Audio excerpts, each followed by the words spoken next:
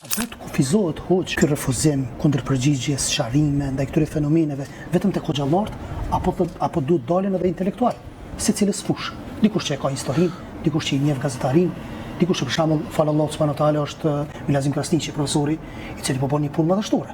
Edhe fatkeqësisht nuk po shoh një lloj ndihme subhanallahu ndaj këtij njeriu.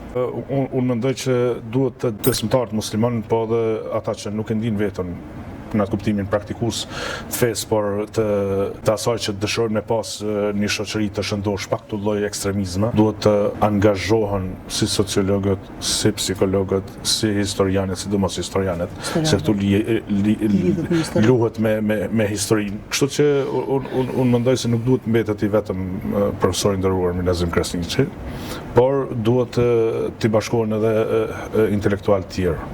Hoxhallarët po ashtu duhet të jenë më të angazhuar për të bërë presion në radhë parë imperfshisë e Kosovës.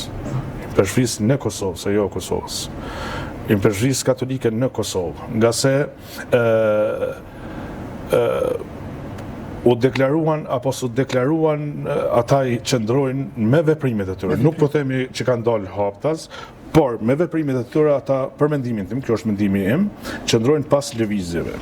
Nga se kjo lloj këtyre lëvizjeve që janë instaluar në Kosovë nuk dallojnë prej fraksioneve ekstremiste që është ISIS-i te muslimanët, nuk dallojnë edhe këta. Por ne se kanë folë në përgjithësi hoxhallarët. Pa diku është dyshimi, dyshimi është që thonë se ISIS-i ka bërë veprime ekstremisme, është i qartë ekstremizmi, ndërsa këta me këto ligje demokratike secili ka të drejtën, domethënë të konvertimit apo ku e dione, dhe nuk mund ta krahasosh ti ISIS-in me këtë lëvizje. A kanë bë veprime që ata hoxhallarë që janë ndenu në gishta që janë? A kanë bë veprime terroriste në Kosovë? Asnjë veprim nuk ka. Asnjë. A kanë bë? Për çka u dënuan? Për gjuhë. Për gjuhën e tyre, për idetë të tyre. Unë jam i bindur se këta, domethënë kemi unë e kam dhënë paralajmërimin. Domethënë këta na kanë paralajmëruar. Ktheuni pak zoni para se të vijë fortuna.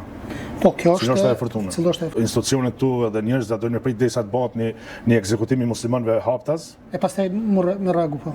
Nëse neve këtë e presim, atëherë ne nuk jemi të mençur. Asnjë ideologji e dhunshme nuk shkon direkt pa u bë terreni. Mas pari formohet ideja, frustrohet mosa. Ideja konsolidohet si ide, pastaj vjen deri te veprimet nëse ata nuk japet hapësinë. Këta tash i kanë hapësinë. Mandej pse dalin ta me veprimet merren? Nëse do mi prit veprimet, terrorizmi ideologjik është më i rrezikshëm se terrorizmi. Është nxitës. Zatën ajo prodhon terrorizmin praktik.